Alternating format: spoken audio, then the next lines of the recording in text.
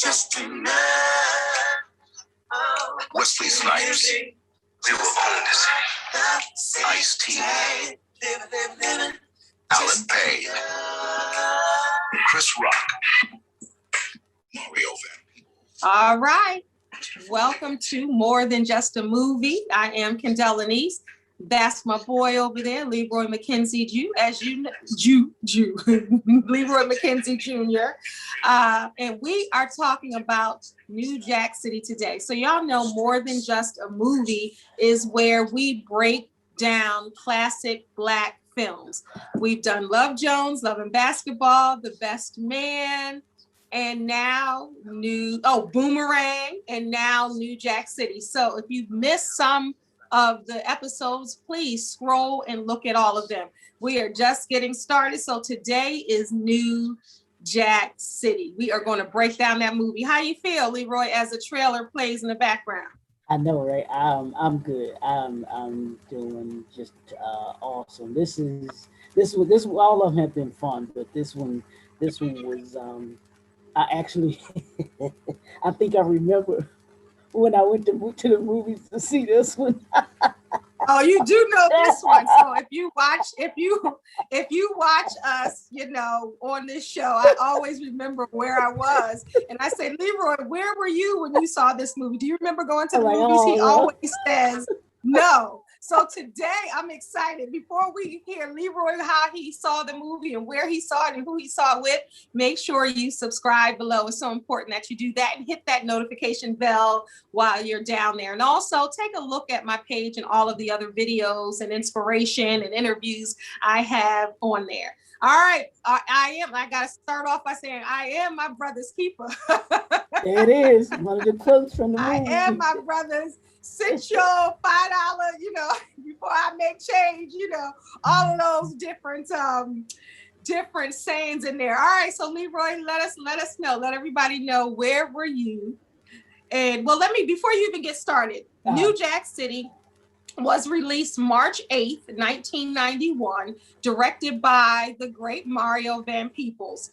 It made $47.6 million in 1991 at the box office. Now, that's not including DVD sales, VHS sales, DVD sales, and all of the other streaming platforms that you see it on today. So, as always, this show is a spoiler alert. We figure 1991, if you haven't seen it by now, then you deserve for it to spoil, exactly. to get a spoiler alert, right? And if you're young, watch it. I know my ex-husband made my oldest daughter watch New Jack City. He was like, you got to watch this.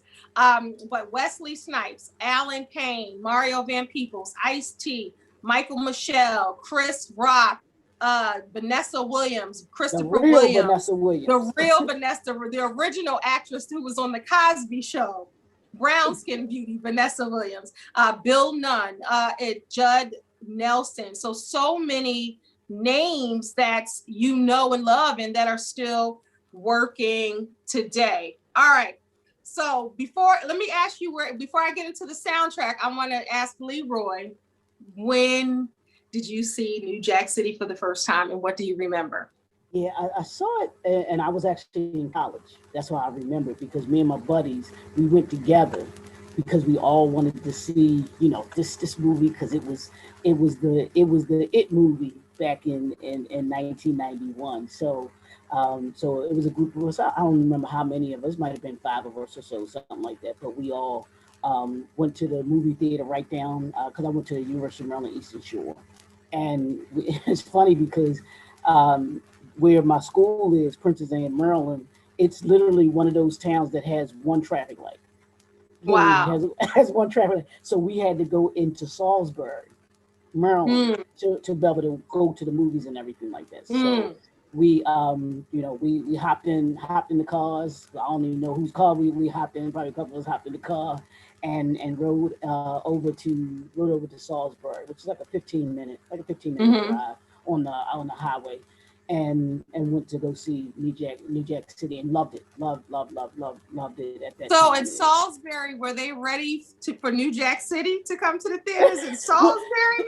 Well, they kind of have no choice, because it was like you just said, it was a very popular movie, and they, you know, I don't care what movie theater it is, it's about them dollars. They trying to make them That's dollars, true. and they know that was going to bring folks into into the movie theater at the time. And it's funny because the very movie theater that we went to see it in is the movie theater that I worked at while I was in school. I worked part time Wow. at that movie Wow. theater Wow. at that movie theater. I wasn't working there at that time because I don't know if it was. It had to have been. I worked there before New Jack City came out because this was going into my senior year, and I think I'd worked in the movie theater like my sophomore or freshman. I think it was my sophomore year. I'd worked over Yeah. at the movie theater Yeah. there. So it was definitely they were trying to make some money. So and it was the only movie theater I think pretty much in Salisbury. So it's going to get all of the Mm. major. It's going to get all of the major movies too. So Yeah. Well, yes, and New Jack City was, you know, different at that time. right. You know, of course, we had the Black exploitation movies in the 70s, and then, you know, we were creeping on up to the 80s, and this was the beginning of 1991. And the crack epidemic, you know, as we know it was in the United States, was rampant. So coming off the heels of that, in that crack epidemic in this country in the 80s and in the 90s, this was almost like a biopic in a sense of what was happening on the streets of New York and the other major cities in the United States. I will say, you know, when I'm thinking about, we're going to do the 5 heartbeats also on this series, but I remember everybody loves the 5 heartbeats, right? But I remember watching Robert Townsend's The Making of the 5 Heartbeats. It was in selected theaters years ago. Yep. Where it was just making, and then now you can catch it. I don't know if it's still on there, but All Black Network. And he was saying, along with Leon, that New Jack City kind of messed it up for their distribution because it was a Black movie, you know, and of course, you know, some fools don't know how to act, and it was like a shooting or a stabbing, you know, in one of the I forgot what movie theater, what city, but one of the major cities, there was a movie theater, a shooting or violence going on not because of New Jack City, but because of who was watching New Jack City. So the powers that be in the movie industry limited distribution for the 5 Heartbeats, which was an amazing movie, but totally different. So it didn't get the recognition, and it didn't sell how it should have sold because of what happened with New Jack City. And then, of course, now it's a cult classic. Everybody loves the 5 Heartbeats, but it was a struggle in the movie theater because of New Jack City. So with New Jack City, you know, we were talking about crack, we were talking about prostitution, talking about Black men and what they have to do, killing and drug selling, and, you know, having that shell like Nino Brown did, like I'm just out for myself. It's a hustle, and trying to just, you know, in that whole drug game. So anybody that, you know, used to sell drugs, unfortunately, you know, I think everybody knows somebody or knows of somebody or went to school with somebody who sold drugs back then. You know, and I know I did, you know, where I grew up in South Jersey, you knew who was, you know, kind of selling drugs. Even at an early age, you knew what was going on. So it was real. I don't know how real, like the crack houses, I've never been in them, but a lot of folks say that was real. What do you think? No, I absolutely, you know that it's real. I mean, you can, unfortunately, especially probably at that time, and even still to this day, you could go around Baltimore City, and you knew where those houses were. You know, all you had to do was, you know, ask somebody that knew somebody, like you said, you could find those things. And I think like you said, I really think that this movie was art imitating life. And they brought that real that realistic interpretation of what was going on, because there's certain parts of the movie, like you said, that we'll talk about today, that were a reflection of what was going on Yeah. in 1991. You know, from them talking about the crack epidemic, which was going on at that time, and all of those other things that went along with it. There were folks that were real life Nino Browns. You know what I'm saying? Right. That were real life Nino Browns, and you had certain aspects. Each of those characters in this movie, you could probably say that there was somebody like Christopher Williams' character. There was somebody like the girlfriend of Nino Brown in the movie. Right. The girl or woman that was dating the drug dealer, you know, and everything like that, holding on to what she thought was the good life and everything like that. You had Alan Payne's character, who who was the side brother to Nino Brown, who wanted to be like him. You had all of those dynamics that came along with it. I think this movie, and you tell me what you think. This movie was our generation's Scarface, if you know what I mean.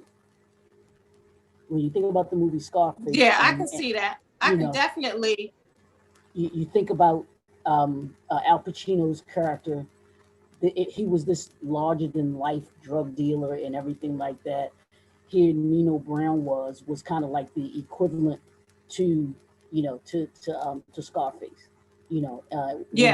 Because I think Scarface came out in the 80s, I believe it was. So so you had these two imageries of drug dealers, and they brought it more into the name of the movie, New Jack City. So you had the flavor, and we're getting ready to get into the soundtrack that went along to it. This was the beginning of the New Jack Swing. That New Jack Swing era. Teddy Riley. With Teddy Riley, the father of New Jack Swing. That's and everything like that ushered that in. So yeah, it definitely was a reflection of the time and was real. For sure. I mean, it was so real. They was, we know when she was like Gigantor and she killing folks. Vanessa Williams was hardcore killing folks on the street. Keisha was no joke. She was not to be messed with. Keisha wasn't playing. Rockabye, baby. Right. And that's what I was talking about earlier. There's so many different sayings that people still do, like I'm my brother's keeper and Rockabye baby, and just a lot of different, it just be calling me, man. That's what I was keep calling me. Chris Rock was saying that. And then, rooting for Chris Rock, wanting him to win and getting caught up. And then, Christopher Williams and You Pretty Mother Up, that came, sit your $5 self down before I make change. And all of that, that go ahead. That was so popular that Martin did a I was just spoof. You took the word, like literally, I was waiting for you to say what you were saying so I could say that. Go ahead. That's exactly what I was going to say. Martin had on the gold chain. He had on the black shirt. He had the stuffed animal, the dog, because Wesley Snipes, Nino Brown had the dog. And, he had all his folks lined up. And he was, I laughed because every time I know Daryl had on a black shirt and a gold chain. I was like, why are you looking like Nino Brown? And he was like, what? Because every time I see a black shirt with a gold chain, that's what that reminds me of.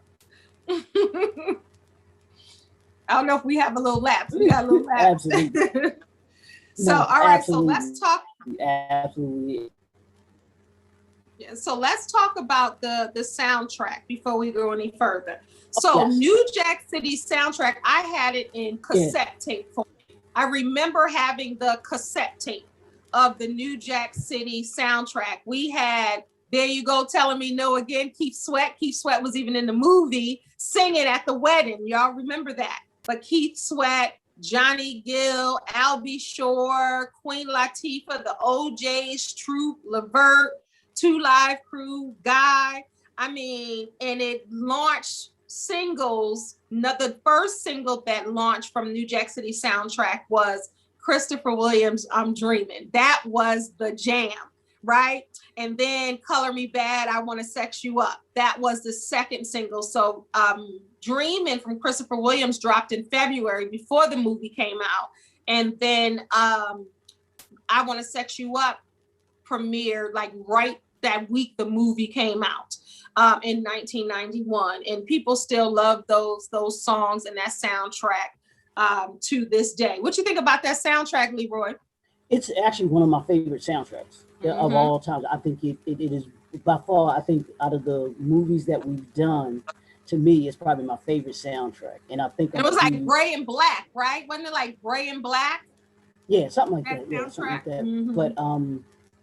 But they I think between that one and probably Boomerang, but New Jack City had that. I love the New Jack Swing sound, and always thought that it has lasted longer than what it was, because it was different from, it had a different sound than any other kind of music that was, that was out, and to me still out. You could play any of those songs that you just named, from Color Me Bad, Key Sweat. I think I played that song, and even not just that song. He had a CD out at that time.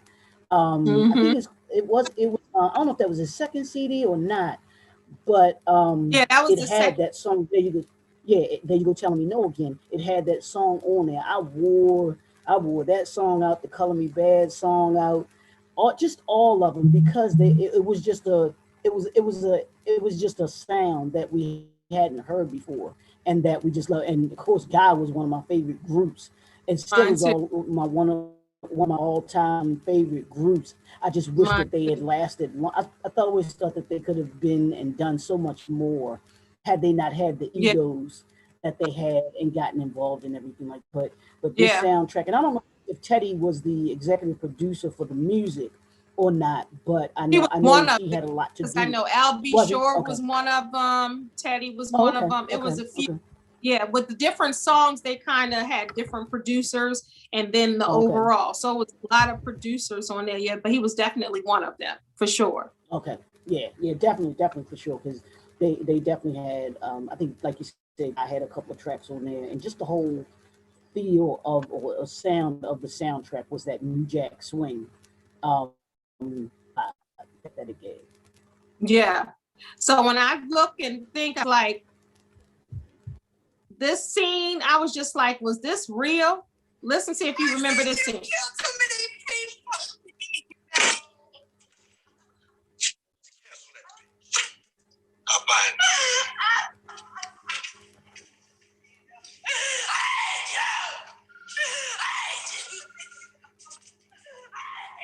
Just ruthless. He was talking to Michael Michelle. Remember, they were in the boardroom, and he said, cancel that beat. He said, I'll buy it. And you don't know, like, you might know of heard of somebody saying, oh yeah, he sold drugs or that. But if you're not in that world, it's like harsh. It's like, whoa, is that how they doing it? Like, that's how they canceling women with money. I'll buy another one.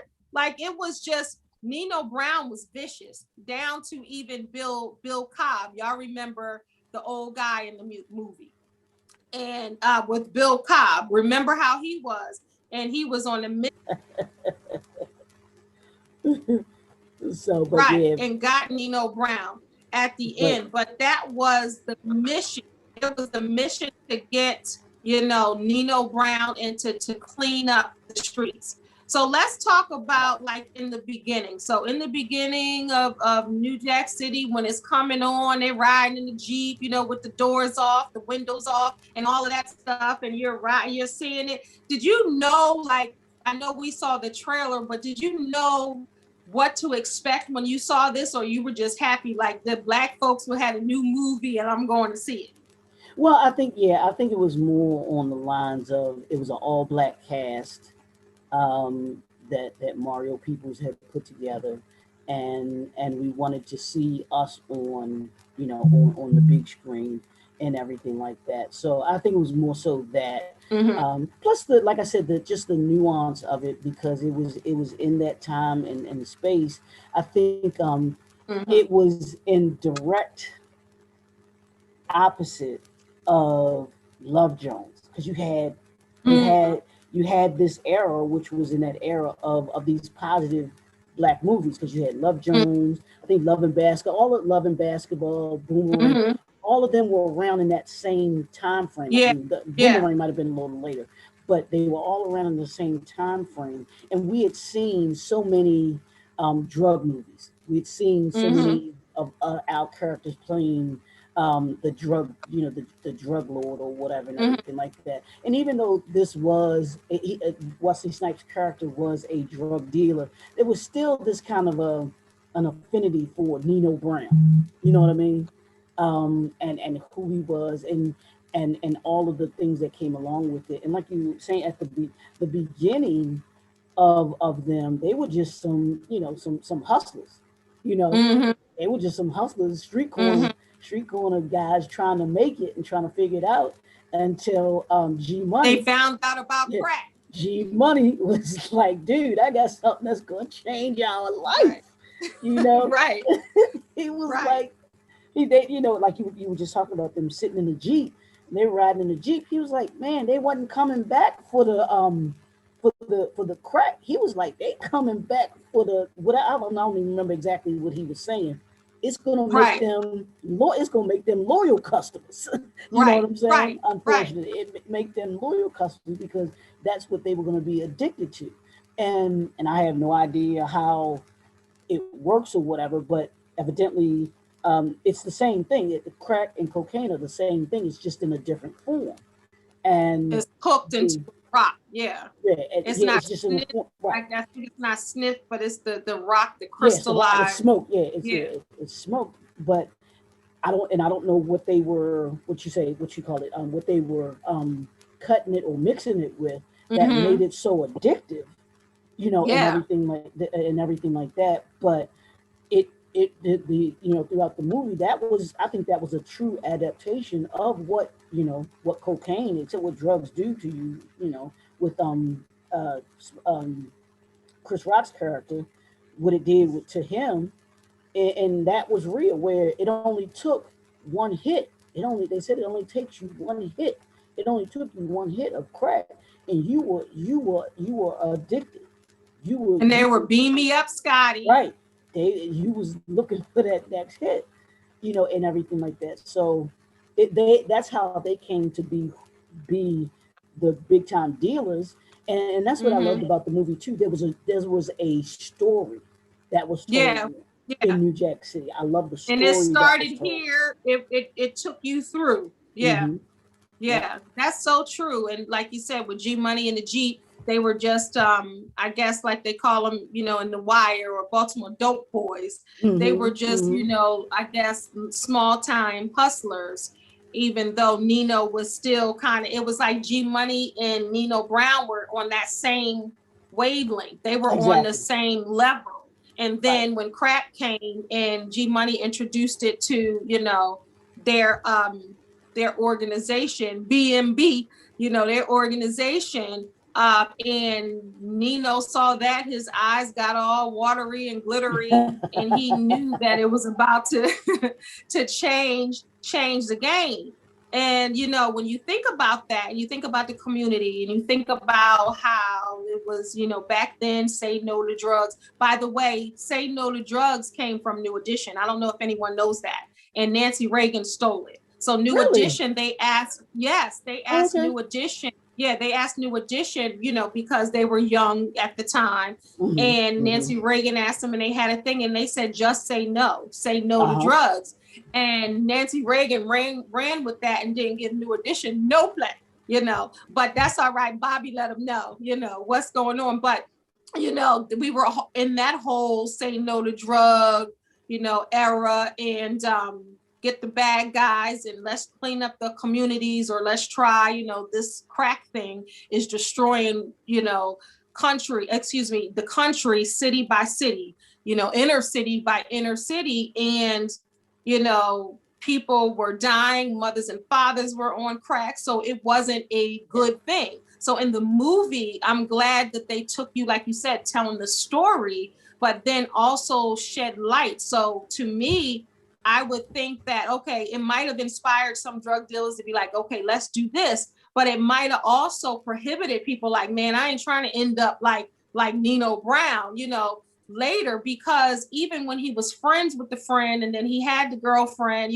Michael Michelle's character, and he was all right. Then he had Tracy John's character who was like in G Money.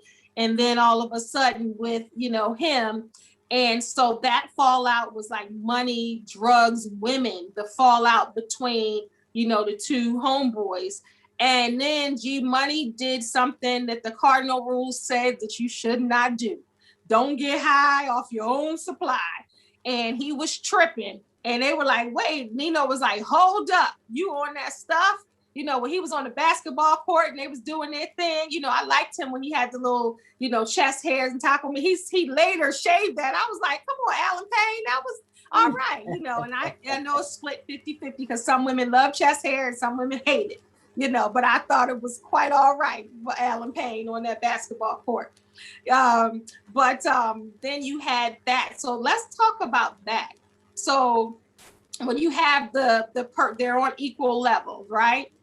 And then one person has that business mind or that spark, and they're able to restrain from what's in front of them and think about that money and that elevation, even in this game, more than the other. So what did you think about that when they were boys and then they allowed money, drugs, and women or to get in between? Well, if you notice in most of these movies that are like that, which is probably real life as well, that's usually what happens. You get the betrayal, you get the egos, or you get the money hungry. That's what that was all about. Nino Brown was about getting that bag. He was about making that money. Yeah. he wasn't trying to do the drugs and everything like that. He was trying to make money off of it. He was like you said, he was the business mind. He was the one that came up with the plan for the Carter. He was like, no, we not just gonna be the corner boys anymore. We trying to take this to that Italian mobster type level. That because they had a whole organization. Like that thing was laid out. Like we talked about Boomerang last time and how that was a Black business. Now we're not comparing the two businesses, but that whole mindset where you hear people say, if you can do this in drugs, you can do this in the real world and really have, because that organization and how they had it laid and the ladies without the bras on and they had the little systems, and that's like a Fortune 500 company that you can do in corporate America. Like that business mind. And that's what Nino Brown had. He had he was like, look, I'm not going to just treat this as if it's just a hobby or that it's just something that we can do on the other. He had a bigger understanding of what he wanted to do from the people that he had around him. Christopher Williams' character. He had the banking guy because he knew, hey, there were certain aspects of the money that I needed to be able to do with the money. I can't do that if I don't have a banker.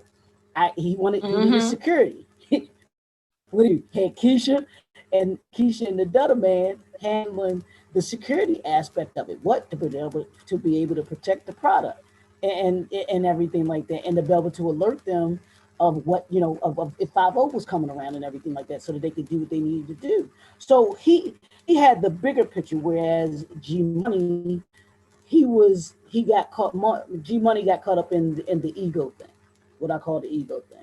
Yeah. Because even though it was foul what Nino did to G Money with the girl, and a lot of times that happens too. A woman comes in between them. She sees that that Nino was making money than G Money.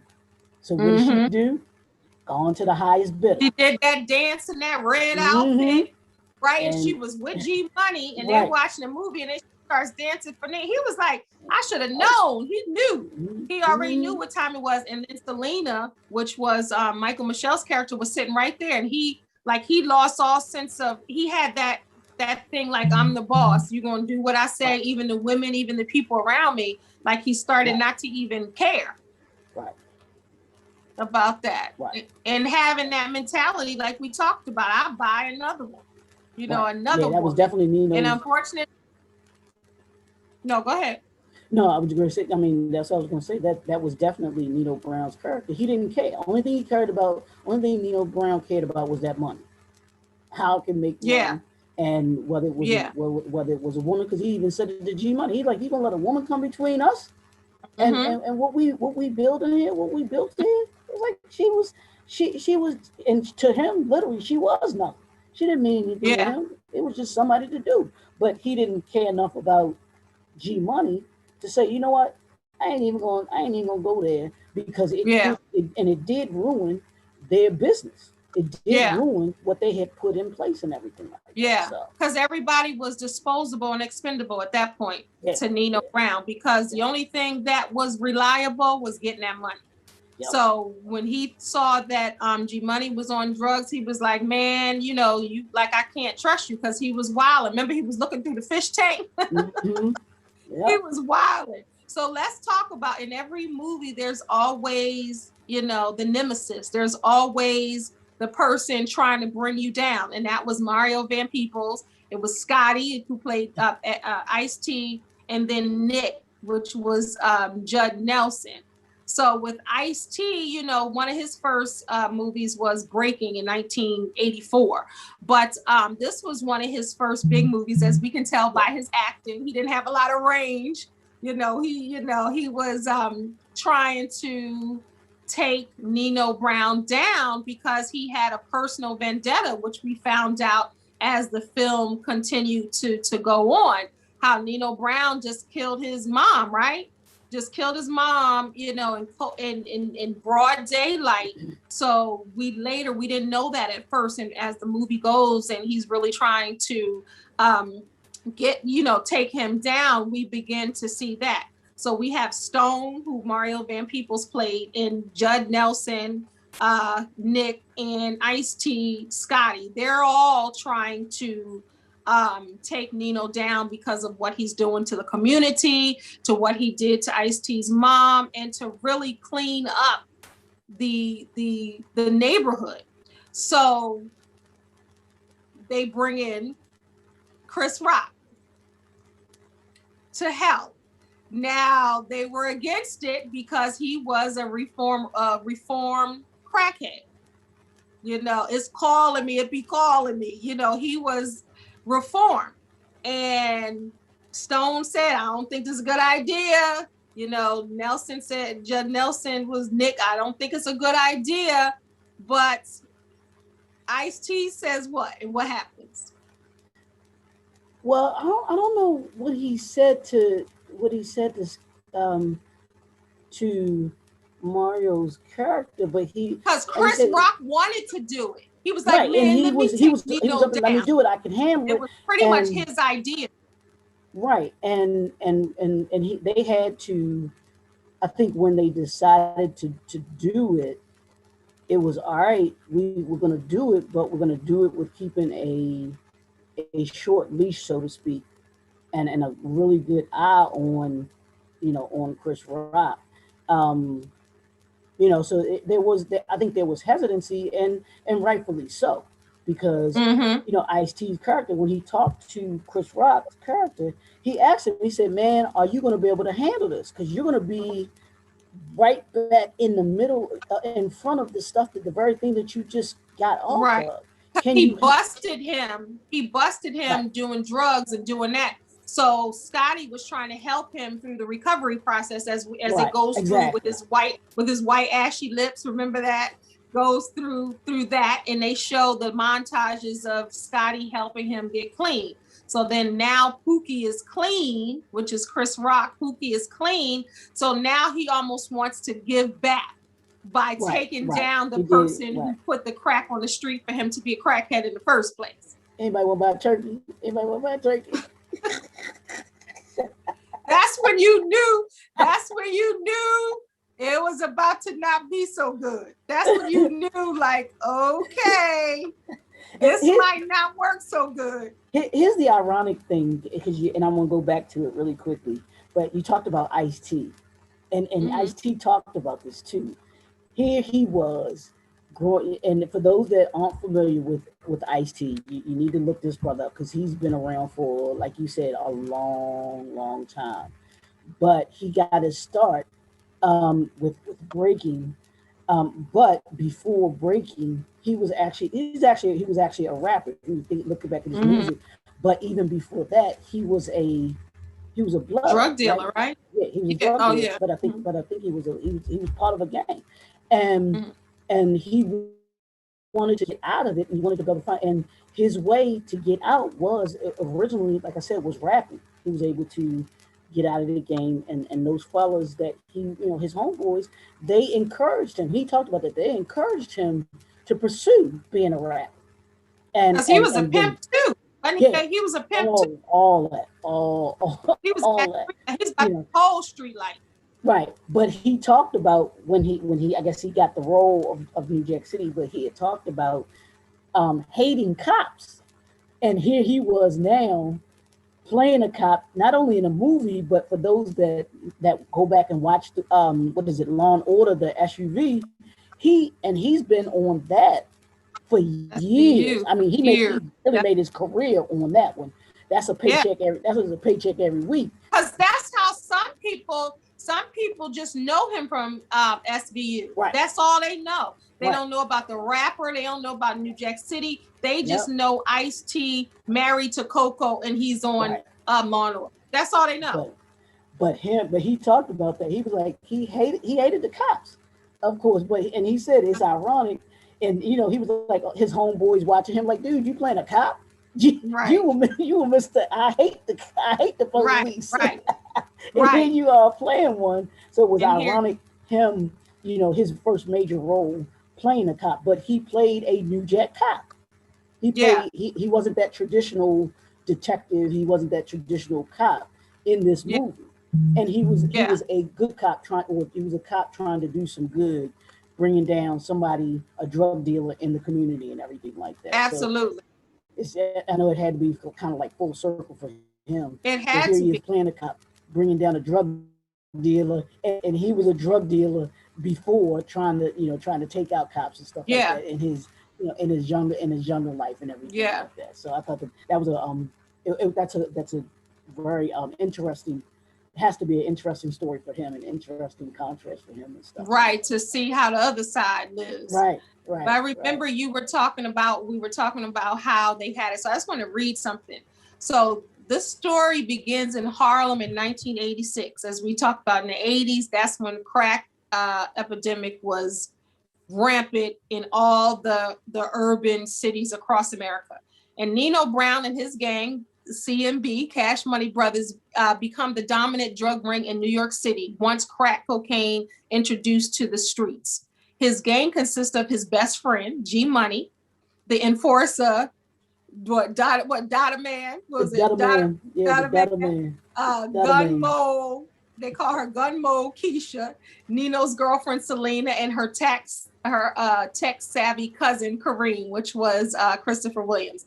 Nino converts the Carter apartment complex into a crack house, as Leroy said. G Money and Keisha kill rival Fat Smitty. The CMB throws out the tenants. That scene right there where they threw out the tenants, and Nino forces the landlord onto the street naked. Y'all remember that? So I just wanted to show you how gutter and gully this movie got. He forced him out. He was butt naked on the street. Meanwhile, undercover cop detective Scotty Appleton, Ice-T, attempts to make a deal with the stick-up kid, Pookie, which is Chris Rock. So this is all that we talked about, but Pookie runs with the money. Scotty chases Pookie and shoots him in the leg. But then when the police let him go, Nino's gang successfully run the streets of Harlem over the next 3 years. So New Jack City goes from 86, 87, and 88 for those that don't realize. But like we talked about, Pookie relapses. G Money realizes that he's wired. Let's talk about that. And he ordered the Carter to be destroyed. The cops find Pookie's bloody corpse, but the booby trap is on there. So let's talk about that. So let's talk about that scene where Alan Payne, G Money, discovers that Pookie, because at first he's looking at Pookie, and Pookie comes in and he's doing good. Like Pookie is doing good. He working the assembly line. He's checking. He looking at the ladies' boobies, and he just going through. You know, everything is smooth and clean. Everything's out in the open. Then he comes high, and of course, G Money is going to recognize that because G Money was on that stuff. Like that's what Black folks say. So if you're watching and you're not Black, Black folks say on that stuff, and every Black person knows what they mean when they say on that stuff. you know, Pookie, on that stuff. Right, exactly. Right. We all know what that means, you know. But G Money, so what was going through your mind?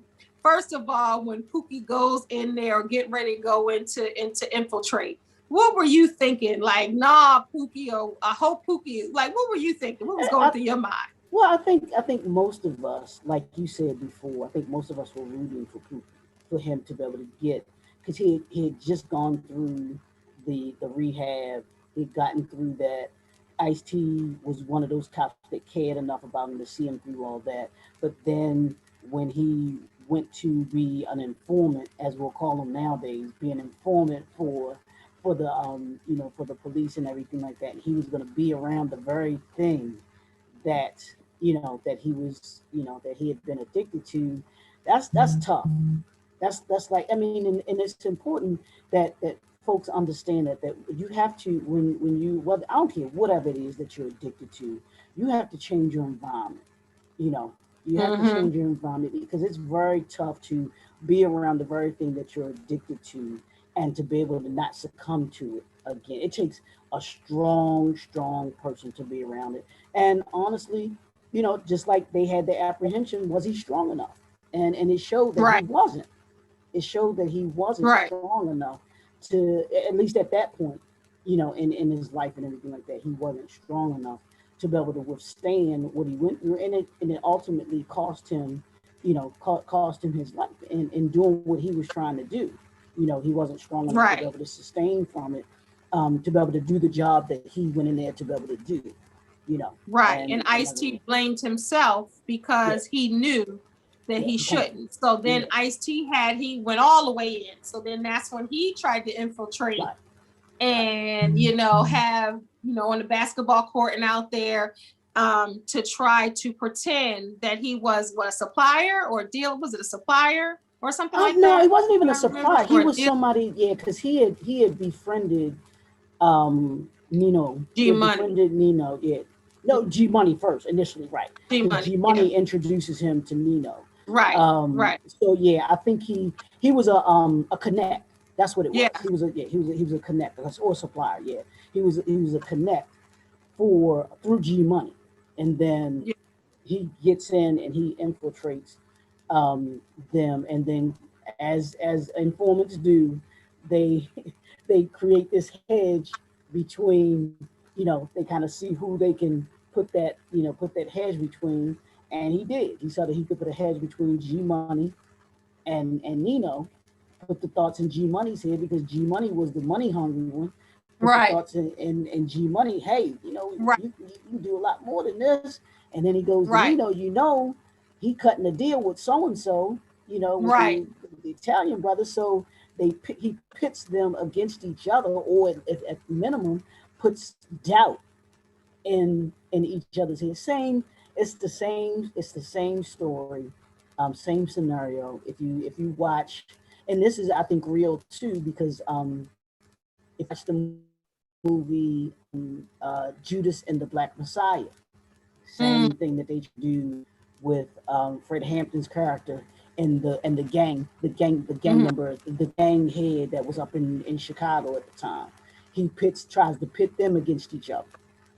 Even in New Jack City, you had the Italians that were trying to take over. So all of it, there's always going to be, even within your organization, even within the SELC, they were pitted against each other.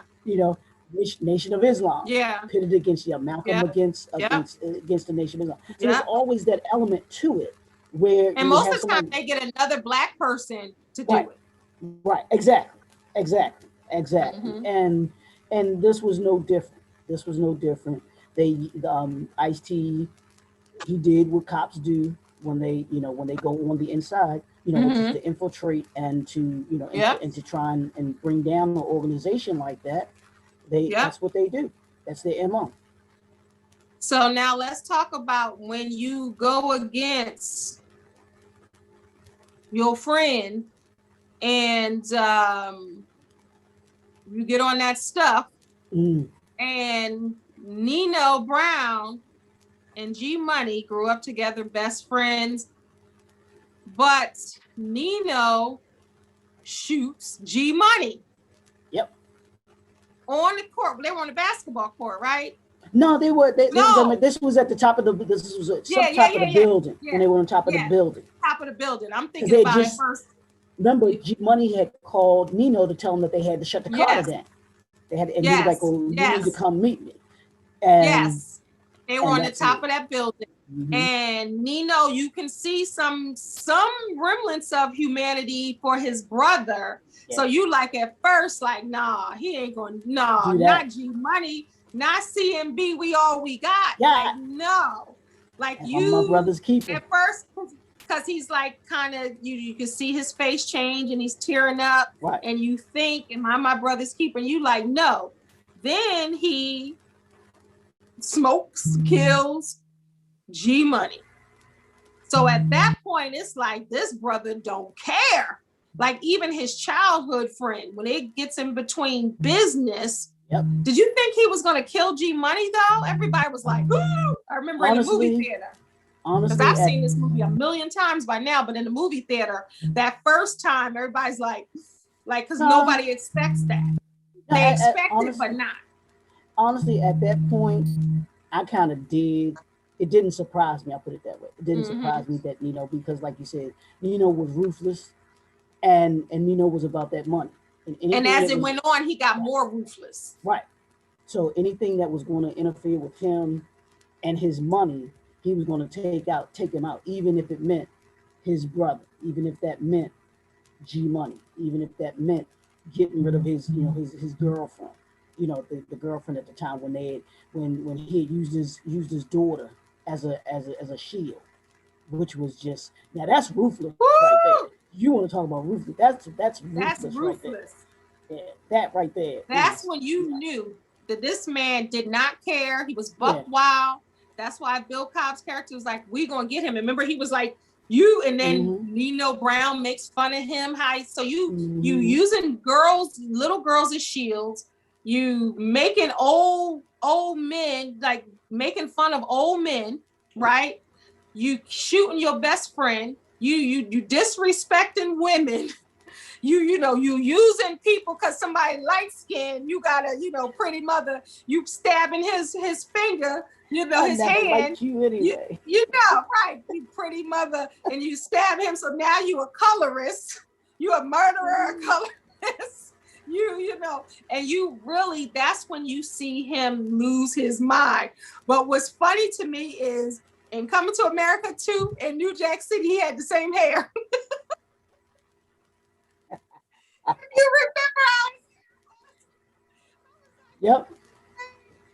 I said he does a lot with his hair, don't he? They do a lot with his hair. But Nino Brown, and I just remember people always talking about for years, Wesley Snipes wasn't Wesley Snipes. They were calling him Nino Brown. Do you remember that? Yeah. He'll always, that's probably one of his most defining character that he played was, that was probably, if you want to talk about what that one role that he'll always be known for. Yeah. Is Nino Brown, New Jack City. Because he was with Eddie Murphy in 2 movies, recent years. He was in Dolomite. And that's when people saw him. They Call Me Dolomite, which was an amazing that was really good movie. That was so good. So you have Wesley Snipes there with his comedic chops, and people were like, wait, Wesley is funny because for so many years, and remember he was in Tu Wong Fu dressed up as a woman, but people just remember Nino Brown. So when he's funny, and then Coming to America too, he came bopping down the aisle, you know, so he was funny there. And people are like, wait, Wesley Snipes, Nino Brown. So for a while, he probably, you know, was typecast in the movies and surprising people that he's funny. But I think that people forget too, and I believe it came out around the same time too, and I believe it definitely was after New Jack City, but he played in Mo Better Blues. He played Shadow. Yeah. Yes. Which was a, you know, which I think showed his range, because he played a jazz musician in Mo Better Blues. Yes. Which I think was he played it. That was a good role too for him. I think that was a good role for him too. But I think I think being Nino Brown is that one role that the folks will always, Wesley Snipes. Nah, that's like you said, Nino Brown. that's Nino right there. That's Nino. That's just like Al Pacino. Al Pacino will always be known as Scarface. Yep, that's so true. So people have those defining moments and those recognizable, iconic roles that people play. And that's just, it is what it is. Yeah. Like Kim Fields will always be Tootie. You know, you have people that play a role so well that people start calling them that name. Regine. And I was going to say, and luckily she got to have two. And they call her either, or you'd be right in my head, Leroy, always. That's why I can't do the show with nobody but you. You are always in my head. And that's what I was going to say. But then you get blessed to have two iconic roles or more where people refer to you as that. So I want to talk about a couple more things before we end.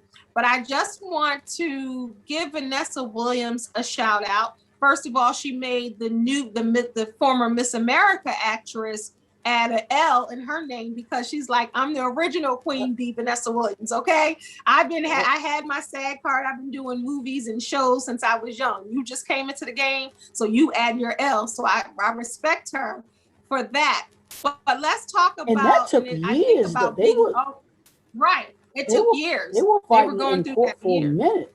Because for those that don't know, Vanessa L. Williams was Miss America in the 80s. I forgot which year it was, but she was Miss like America. 86. And was it? Yeah. And she had just started her. Yeah, it was somewhere around there. But she had just started her acting career. Whereas, like you said, Vanessa Williams, she had already been an actress, had already established the name and everything like that. So and I'm going to look to see when she became Miss America. Let me see. Vanessa Williams, because I know you remember when it was, everybody. It might have been. And that's why I said I wanted to check, because I said I think it was even before that. Let's see. Vanessa Williams. Miss America. Because I think it was early on, earlier than that. Let's see. Because I don't know. 84. It was 84. Because I had to think, when I said 86, I was like, no, because you think about where you were. So I was like, no, I wasn't in high school just yet. But 84, she was. Controversy around that, though. Yes, the whole controversy. The whole, everybody remembers that controversy. But today, people would look at that now as, oh, that's nothing, as fluid as everybody is now. But of course, back then, it was like appalling. And it was a big deal. And she went through hell.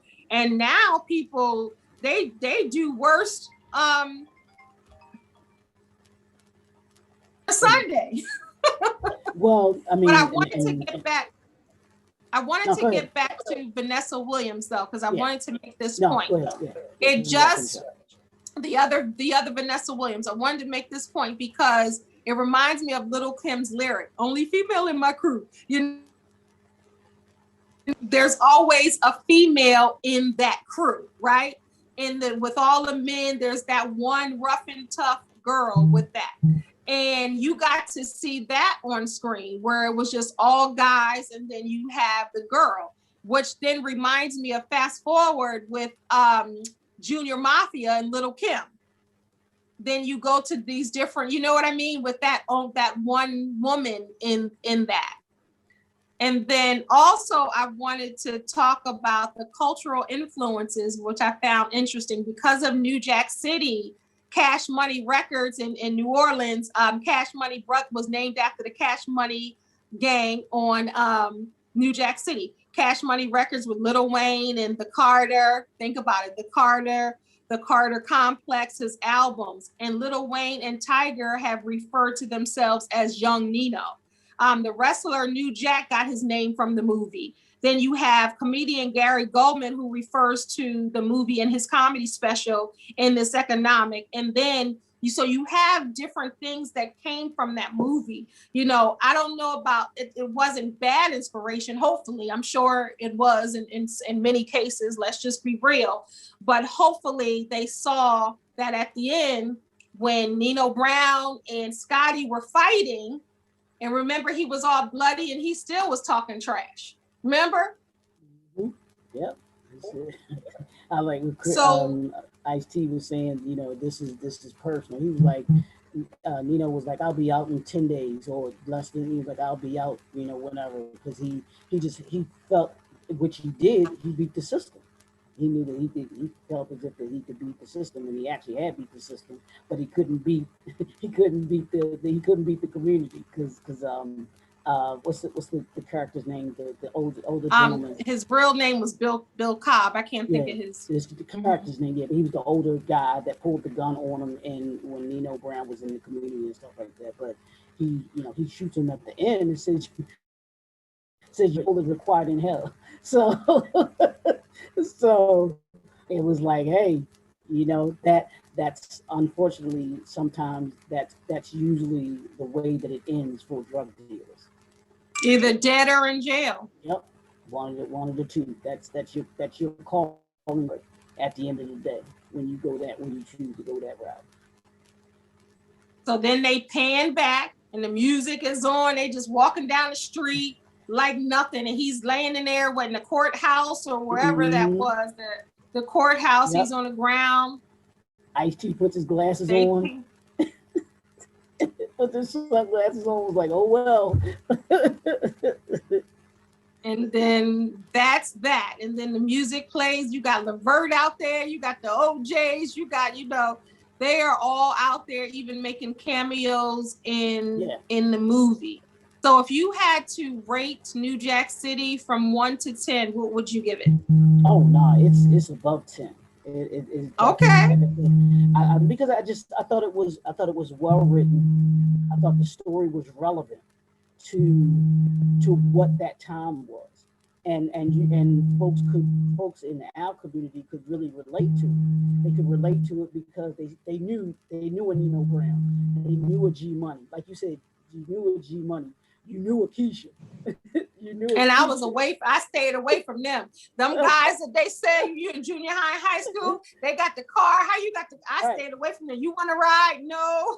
But each of us knew who those people were, and everything like that. So I thought it was a well written, well directed. Mario Van Peebles, he did nothing but phenomenal. And his real baby was in the movie in the little harness when they were walking through the beach. That was his real child, his first child. Okay. Okay. Yeah. So I thought it was a great movie, and like you said, it brought a lot of the actors and actresses. It gave them an opportunity that they would not have ordinarily have, and a lot of them are still to this day successful. Went on to be successful. You know, absolutely. After that, so absolutely. And I think that was, you know, it was good. And then you had a lot of real elements, you did have that crew of girls who wanted to deal with somebody because they had the money and the drug dealer and all of that, you know, and the cars and all of that stuff. Then you had the best friend in that conflict with money and drugs and women, as we talked about. Then you always have someone that's looking at you that wants you to do the right thing, or you have that older generation looking at the other generation. Then you see how severe it was. And I'm glad that Mario Van Peebles, when he told the story, that, you know, it was important for him to tell it that way. But we definitely have to give a shout out to the writer. I don't want to forget the writer, but that was a screenplay by Thomas Lee Wright and Barry Michael Cooper. And of course, it was directed by Mario Van Peebles. So the director brings those words to light, so to speak. So I'm glad that he showed the nasty elements of it. And he just didn't, like, if he was going to talk about crack, let's talk about it, you know. So he did, you know, and that's forever in the history books, right? Yeah. And here's something too that we didn't get into, and I know we don't have time to get into it too, but the scene that we talked about where the older gentleman comes in and he's attacking Nino, Ashford is the guy. Oh yeah. He plays the preacher. Yeah. And the relationship between the drug dealer and the preacher.